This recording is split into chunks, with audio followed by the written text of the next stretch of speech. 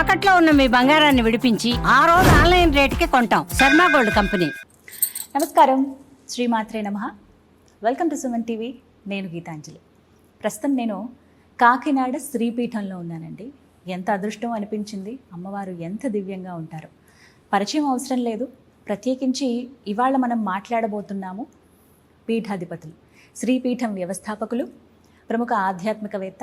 గత 35 సంవత్సరాలుగా ఎన్నో ఆధ్యాత్మిక, ధార్మిక, సేవా కార్యక్రమాలతో మనందరికీ ఎంతో సుపరిచితులు వారే శ్రీ శ్రీ శ్రీ పరిపూర్ణానంద స్వామీజీ. వారితో మాట్లాడి మనకున్నటువంటి ధర్మ సందేహాలను నివృత్తి చేసుకుందాం. గురువుగారితో మాట్లాడదాం. స్వామీజీ నమస్కారం అండి.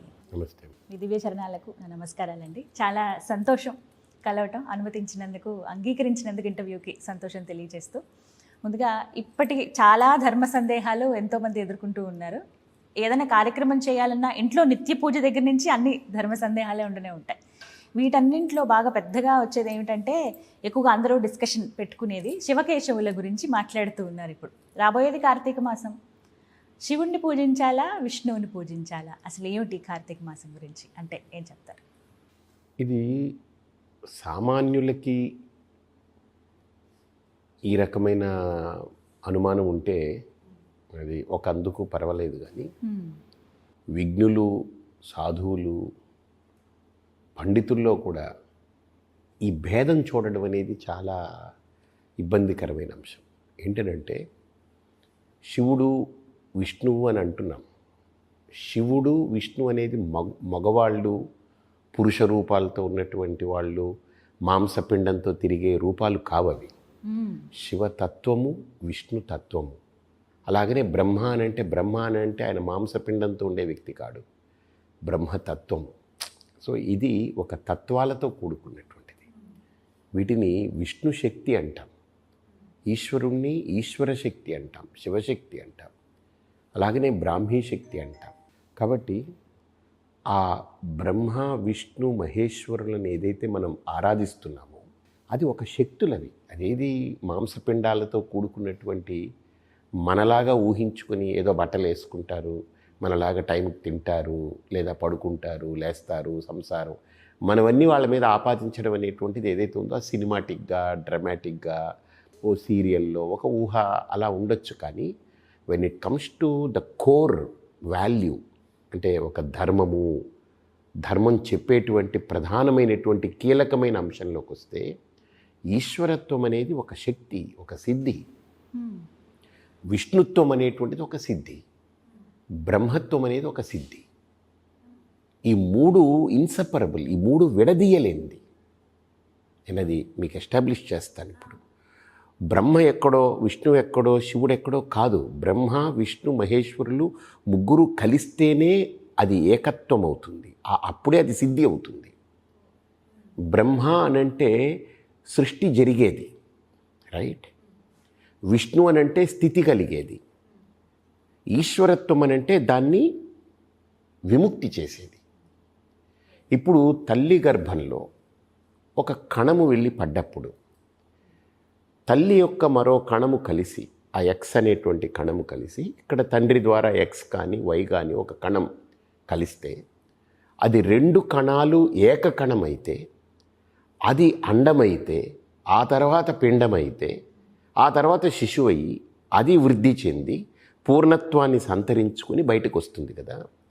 ఇక్కడ బ్రహ్మ, విష్ణు, మహేశ్వరులు ముగ్గురు అక్కడే ఉన్నారు. అక్కడ ఎక్కడో పైన ఉన్నారని అనుకోవడం భ్రమ.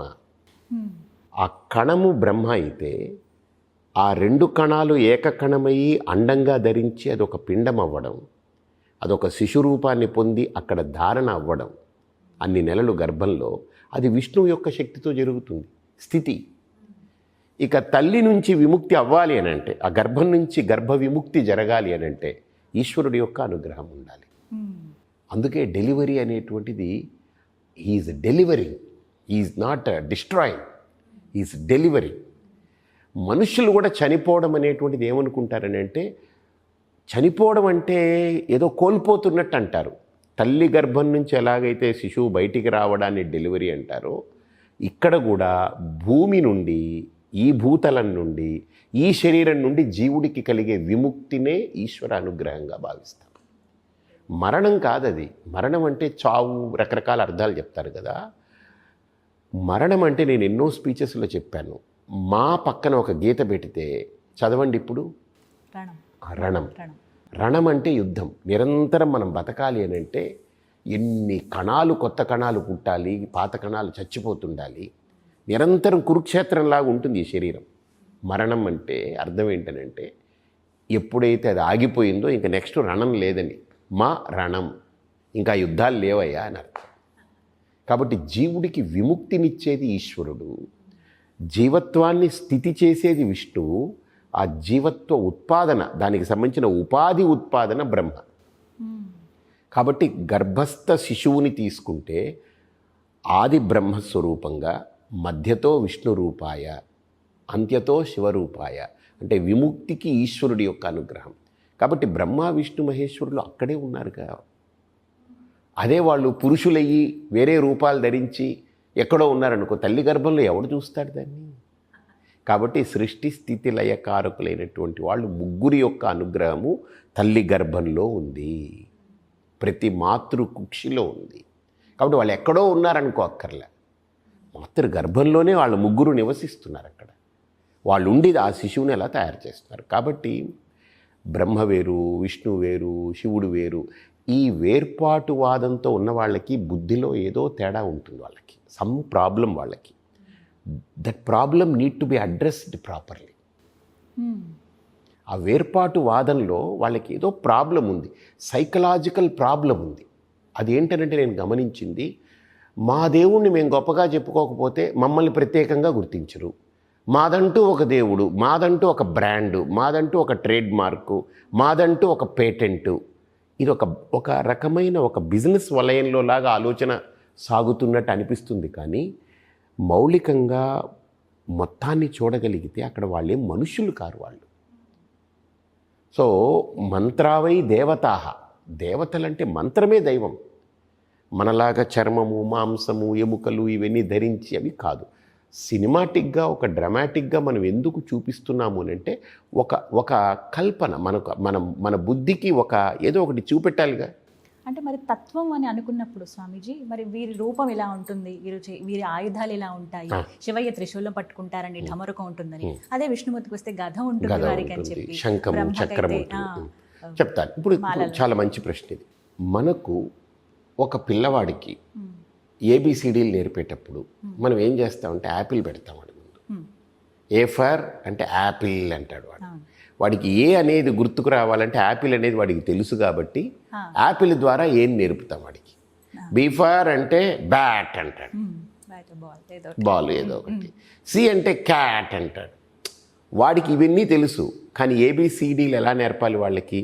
ఆది అక్షరాన్ని వాడికి అర్థమైనటువంటి పదాలతో పెట్టి నేర్పాలి. అలాగా మనకు మనల్ని అవగాహన చేయించడానికి మన స్థాయి అలా ఉంది కాబట్టి ఆ స్థాయికే దాన్ని మనం చూపిస్తాం. చిన్నపిల్లలు ఉన్నారనుకోండి, ఈ బొమ్మలు లాంటివి ఇచ్చి దాంట్లో అంకెలు నేర్పుతాం వాళ్ళకి, అంతే కదా. క్యూబ్స్ లాగా ఇవన్నీ ఇస్తాం. కానీ నిజానికి వాడికి మనం నేర్పాలనుకున్నటువంటి జ్ఞానము ఏదైతే వాడికి నేర్పుతున్నామో అక్కడ ఇచ్చిన పదార్థము సంబంధం లేదు, అంతే కదా. అది లేకపోయినా వాడు నేర్చుకోగలడు.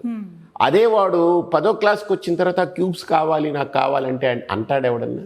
అవసరం. ఇండిపెండెంట్ అవుతాడు, ఇండివిజువాలిటీ వస్తుంది, వాడి జ్ఞానం వాడికి స్వతంత్రం అవుతుంది. కాబట్టి జ్ఞానం అనేది ఒక మనిషిని పరతంత్రుడిగా ఉంచదు, సర్వతంత్ర స్వతంత్రుడిగా ఎదిగేలా చేస్తుంది. ఇంకా మనలో ఇంతకాలమైన పండితులైన ఎవరైనా, నేనైనా, మీరైనా, ఎవరైనా ఎదగలేకపోతున్నాము అని అంటే అక్కడ ఇంకా జ్ఞానము పరిపక్వ స్థితిని పొందలేదన్నారు. అర్థమైంది కదా. అందుకనే ఇప్పుడు మనకేంటంటే ఉపాసన అనే క్రమం పెట్టారు కదా. ఈ ఉపాసన అనేటువంటిది ఎంత ఒక యోగ్యమైనటువంటి విధానం అంటే, మన మహర్షులు పెట్టినటువంటి ఒక దేవాలయము, ఒక దైవము, అక్కడ ఒక ఆరాధన. ఈ నివేదన ఇచ్చేది దేవుడికమ్మా. నిజంగా దేవుడు తింటున్నాడా? కాదు కదా.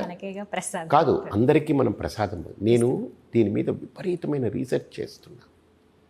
అసలు మన పూజా ప్రక్రియ కానీ, ఆలయంలో ఉన్నటువంటి ఆచార వ్యవహారం కానీ, ప్రతిదీ ఆరోగ్యంతో ముడిపడింది. ఇప్పుడు నేను ఆరోగ్యంగా ఉంటేనే, ఆరోగ్యమే మహాభాగ్యం. నా దృష్టిలో మహాభాగ్యం కాదు, ఆరోగ్యమే మహాదైవం. మహాదైవం. మనం ఆరోగ్యంగా ఉంటే అడుక్కుని తినేవాడు కూడా ఆరోగ్యంగా ఉండాలని అనుకుంటాడు, అంతే కదా. అంతే. సకల సంపద ఉన్నవాడికి రోగాలు వచ్చాయనుకోండి, నా సంపద అంతా ఇచ్చేస్తాను, నా రోగం పోగొడతావా అని అడుగుతాడు. బాంబేలో ఒక చిన్న వీడియో వచ్చింది. ఒక అతను, వాడికి పాపం 2,000 రూపాయలు లేదు బాంబే రావడానికి, ఎక్కడి నుంచో వేరే ఊరు నుంచి ఎవరినో కింద మీద పడి ఆ 2,000 అప్పటికి తీసుకొచ్చి బాంబేలో నిలదొక్కుని 30,000 కోట్లు సంపాదించాడు. పద్ధతిగా పర్ఫెక్ట్గా మంచి దీంట్లో ఉండి పర్ఫెక్ట్గా సంపాదించాడు. అతని పేరు కూడా ఏదో చెప్పారు, ఒక ఇది చాలా ఇది, నేను ఆయన వీడియో చూశాను. ఆయన ఇంకొక వారంలో చచ్చిపోతాడు, ఆయనకి ఏదో క్యాన్సర్ ఏదో చెప్పారు. మొత్తం మీద ఆయన వీల్ చైర్లో కూర్చోన్నాడు, అందరినీ రమ్మనమన్నాడు, అందరితో టైం స్పెండ్ చేయాలనుకున్నాడు, ఇంకా పోతున్నాడు. అర్థమైపోయింది. ఆయన ఆ వీడియోలో అంటున్నాడు, నా 30,000 కోట్లు ఇచ్చేస్తా, ఎవడైనా నన్ను కాపాడగలడా? నేను నా జీవితంలో నేను 30,000 కోట్లు, ఊహించని 30,000 కోట్లు సంపాదించుకున్నా, కానీ అంతా పణంగా పెట్టిన నా ప్రాణాన్ని ఎవడూ కాపాడలేడు. కాబట్టి మీరందరూ అర్థం చేసుకోండి, మీ ప్రాణం చాలా విలువైనది, మీ ఆరోగ్యం చాలా విలువైనది అని ఆయన చెప్పి వారం రోజుల తర్వాత చనిపోయాడు ఆయన. ఆ వీడియో చూసిన తర్వాత నాకు అనిపించింది, దైవము ఆరోగ్యం కంటే గొప్ప దైవం ఏంటని చెప్పండి. ఆ ఆరోగ్యాన్నే మన మహర్షులు ఆలయ రూపంలో, ఆచారం రూపంలో ఒక అద్భుతమైనటువంటి ప్రణాళికతో మనకు అందించారు. ఒక దీపారాధనలో ఆరోగ్యం ఉంది, ఒక దీపారాధన, ఒక ధూపంలో ఆరోగ్యం ఉంది. ఏదో చెత్త చెదారాలు కాదు, కల్తీవి కాదు, స్వచ్ఛమైనటువంటి నువ్వుల నూనెతో పెట్టండి, కొబ్బరి నూనెతో పెట్టండి, లేదా విప్ప నూనెతో పెట్టండి, లేదా మనకు సన్ఫ్లవర్ ఆయిల్ ఉంటుంది కదా స్వచ్ఛమైంది, దాంతో పెట్టండి, నెయ్యితో పెట్టండి, అద్భుతం. ఆముదంతో పెట్టండి, అద్భుతం. లేదా రైస్ బ్రౌన్ ఆయిల్ ఉంటుంది, అంటే ధాన్యం నుంచి తీసేటువంటి తైలం, అది కూడా మంచిదే. ధాన్యం తైలం కూడా మంచిదే. ఇలా ఈ తైలాలతో పెట్టే దీపం ఏంటంటే అదొక ఆరోగ్య సూత్రం, అది ఎవరికీ తెలియట్లేదు. ఎలా అండి అవి ఎలా ఆరోగ్యానికి? ఆ దీపము బర్న్ అయినప్పుడు దాని నుంచి వచ్చే ఫ్యూమ్స్ ఉంటాయి కదా, అది మన లోపల ఎన్నిటినో హీల్ చేస్తుంది. ఆయుర్వేదంలో ఉంది అది. దీపాలన్నీ పెట్టి మధ్యలో కూర్చోబెడితే ఆ వాసన, మనం ఘృత దీపం అంటారు, అంటే నెయ్యి, స్వచ్ఛమైన నెయ్యి పెట్టి మీరు లోపల కూర్చొని ధ్యానం చేయండి, మీ లోపల ఎంత ఫ్రెష్నెస్ పెరుగుతుందో, లోపల ఎంత యాంటీ ఆక్సిడెంట్స్ అన్నీ కూడా మొత్తం అసలు ఎంత స్మాష్ అవుతాయో, ఎంత ఒక రకమైన డీటాక్సింగ్ అవుతుంటుందో. అలాగనే ధూపం, మూలికలన్నీ వేసి, పంచగవ్య వేసి, అందుకే నేను 6 ఏళ్ళు తాపత్రయపడి గౌదర్బార్ ద్వారా నిత్యాగ్నిహోత్ర అని ఒక ధూపం కనిపెట్టాను. అంటే నేను కనిపెట్టడం కాదు, నా గొప్పేం కాదు, అది అమ్మ అనుగ్రహం, ఋషులు ఇచ్చిన జ్ఞానం. అది ఏది మన సొంతం కాదు, ఏది మనం చేశాము, నేను నా వల్ల అయింది, నేను అవన్నీ భ్రమ, అవన్నీ ఏదో పని జరుగుతూ ఉంటుంది. కానీ విషయం అందాల్సింది, విషయం నేను సృష్టించలేదు, విషయాన్ని నేను సృష్టించలేదు. మేబీ ఆ విషయం కోసం పరిశ్రమ చెయ్యొచ్చు, కాస్త ఏదో శరీరాన్ని, బుద్ధిని, మనస్సుని వాడచ్చు. కానీ ఆ విషయం మనకు అందాలి అంటే దైవానుగ్రహం ఉండాలి. అలా పంచగవ్యాలతోటి, గోవు యొక్క స్వచ్ఛమైన పంచగవ్యాలు, అది కూడా ఏంటి పంచగవ్యాలు, ఎక్కడ పడితే అక్కడ తీసుకోను నేను. శ్రీపీఠంలో ఆవులకి ఆయుర్వేద మూలికలతో ఆహారం పెడతాం మేము, అందుకు వాటికి మందులు వాడడం. అసలు ఆవులన్నీ స్వచ్ఛంగా ఉంటాయి. సుమారుగా 140 ఆవులు ఉంటాయి. బయట ఆవుల్ని రానివ్వము, ఇక్కడదే దీన్ని జనరేట్ చేస్తూ పోతుంటుంది. అవి ఒక్క పైసా మేము మందుకు పెట్టాం, చాలా హెల్తీగా అవన్నీ వదిలేస్తాం కదా. రాత్రి 3 గంటలకు అది ఈనేస్తుంది ఎక్కడో చోట, అది ఎక్కడ ఉంటుందో చెట్టు కింద, అది దాని పిల్లని కాపాడుతుంది మేము వచ్చే వరకు. అసలు మాకైతే మతిపోతుంటుంది, హాయిగా సుఖప్రసవం, డాక్టర్ అవసరంలే. మాకు ఈ ఆహారం పెట్టక ముందు నేను ఇది తయారు చేసి వేరే వాళ్ళతో కూర్చుని దీని మీద రీసెర్చ్ చేసి దీని మీద బాగా పరిశోధన చేసి ఈ ఆహారం తెచ్చిపెట్టే ముందు వరకు డాక్టర్లు కావాలి, ఒక్కోసారి అడ్డం తిరుగుతుంది, అదయ్యేది ఇదయ్యేది, కొన్ని కన్సీవ్ అయ్యేది కాదు, కొన్ని పాలు సరిగ్గా ఇచ్చేది కాదు. పాపం ఏవో జబ్బులు, మందులు, రోగాలు ఇవన్నీ ఉంటే నేను అనుకున్నాను, మనం తప్పు చేస్తున్నాము, హాయిగా అడవిలో ఉండాల్సినటువంటి ఆవుల్ని మనం దగ్గరికి తీసుకున్నాము. అడవులన్నీ మనం ఆక్రమించేసుకున్నాం. ఇప్పుడు ఆవులన్నీ ఎక్కడొస్తాయి? మన దగ్గరే ఉంటాయి. ఇంక ఈ ఊర్లోనే తిరుగుతాయి. అవి బయట తిరగకూడదు, సరే మన దగ్గర పెట్టుకున్నాం. కానీ ఒక అడవిలో ఉండే వాతావరణాన్ని, ఆ స్వేచ్ఛని, ఆ హాయిని, ఆ ఆరోగ్యాన్ని, ఆ ఆహ్లాదాన్ని వాటికి ఇవ్వాలి. ఇవ్వకపోతే గోశాల పేరు మీద మనం పెద్ద వధశాలలు చేసినట్టే.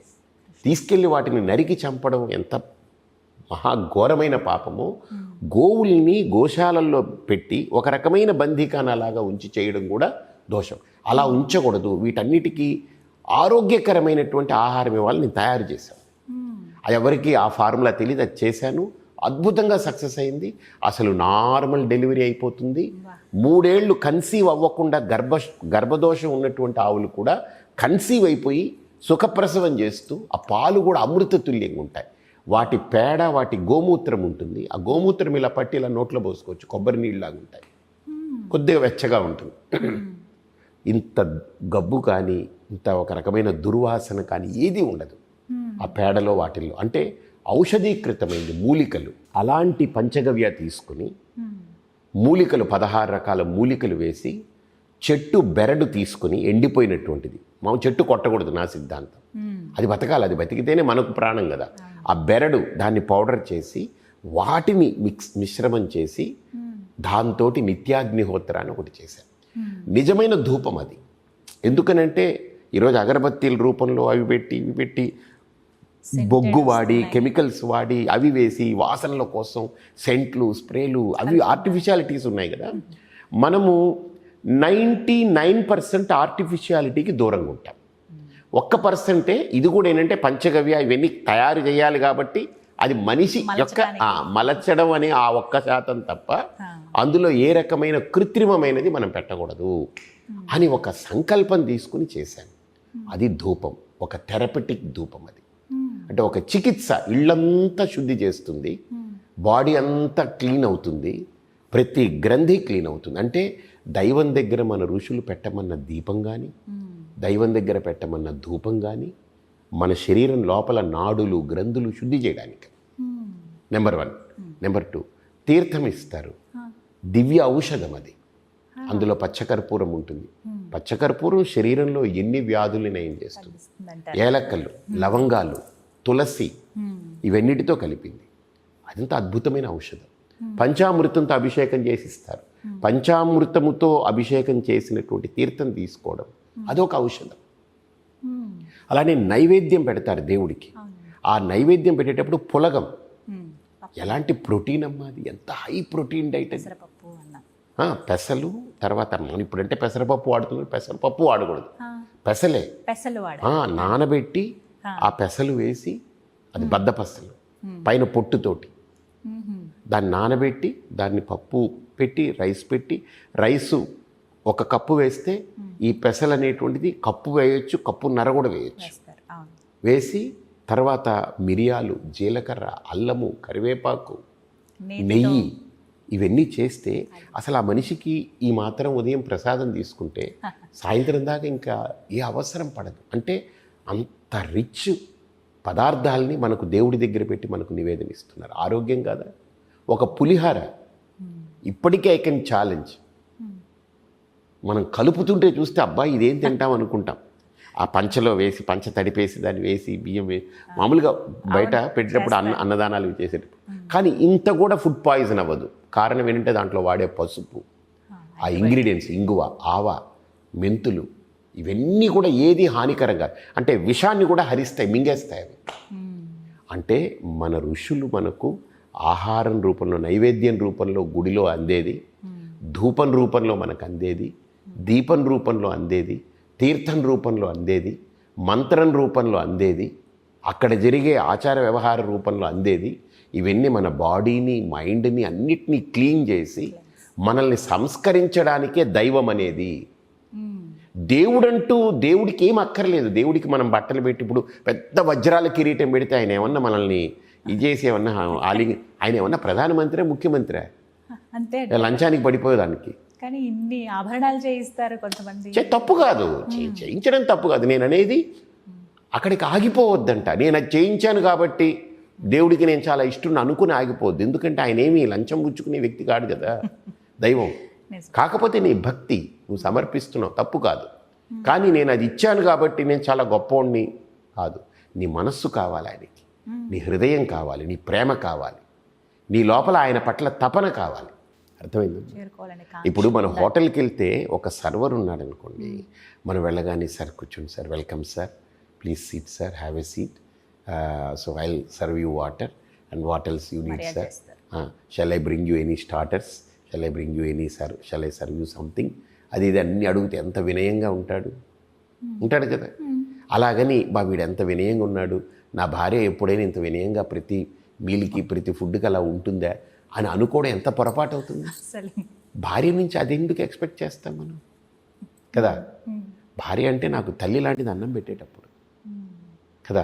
వాడికి మన పట్ల ఏమిటి ఉంటుంది, మనం ఇచ్చే టిప్స్ మీద దృష్టి ఉంటుంది, లేదా వాళ్ళ ఓనరు వీడికి రేటింగ్స్ ఇస్తాడు, దానివల్ల వీడికి వచ్చే అదనమైన ఇన్సెంటివ్స్ మీద ఉంటుంది. నేను బాగా చేస్తే నాకు ఇక్కడ అప్పర్ గ్రేడ్ వస్తుంది దాని మీద ఉంటుంది తప్ప మనం ఏదో తిని ఆరోగ్యంగా ఉండాలి, బాగుండాలి, అవన్నీ సెకండరీ. కానీ ఒక కట్టుకున్న భార్యకో కన్న తల్లికో నా భర్త కానీ నా బిడ్డ కానీ కడుపు నిండా తినాలి, ఆరోగ్యంగా ఉండాలి. వాళ్ళు వడ్డించేటప్పుడు ఇతనికి ప్రేమ ఉండదు, ఇతనేంటి మనకు గౌరవాన్ని ఇస్తాడు, కానీ వాళ్ళు ప్రేమనిస్తారు. గౌరవం బయటికి చూడడానికే, కానీ ప్రేమ లోపల మనల్ని పెంచుతుంది. అది సో ఆ టచ్ అంటారు కదా, అది దైవానికి కావాలి, అది కావాలి దైవానికి. బయట చూపించే గౌరవం ఎందుకు, భక్తి వద్దని చెప్పను నేను, కానీ అది ఉన్నా దాన్ని కూడా దాటి దైవానికి మనం ఇచ్చే ప్రేమ కావాలి. సో దట్ నువ్వు కనెక్ట్ అయితే, నీ హృదయంతో కనెక్ట్ అయితే డెఫినెట్లీ దైవము అక్కడే స్పందిస్తూ ఉంటుంది. సో కాబట్టి నా అభిప్రాయము, నా అనుభవము, నా స్టడీ, నేను ఈ ధర్మం పట్ల సనాతనం పట్ల తెలుసుకునేది ఏంటంటే, దైవత్వాన్ని అనుభూతి పొందకపోతే దైవం గురించి మాట్లాడుకోవడం జస్ట్ ఏదో ఒక థీసిస్ లాగా ఉంటుంది, ఒక థీసిస్ సబ్మిట్ చేసినట్టు ఉంటుంది అంతే, ఏదో ఒకటి రాసి సబ్మిట్ చేసినట్టు ఉంటుంది. ఆ దైవత్వాన్ని అనుభూతి పొందడమే మన సనాతన ధర్మం మనకి ఇచ్చినటువంటి మార్గం. అది మీ అమూల్యమైన సమయాన్ని కేటాయించి ఎన్నో ముఖ్యమైన విషయాలు తెలియజేశారు. మా సందేహాలన్నీ కూడా నివృత్తి చేశారు గురువుగారు. ధన్యవాదాలు.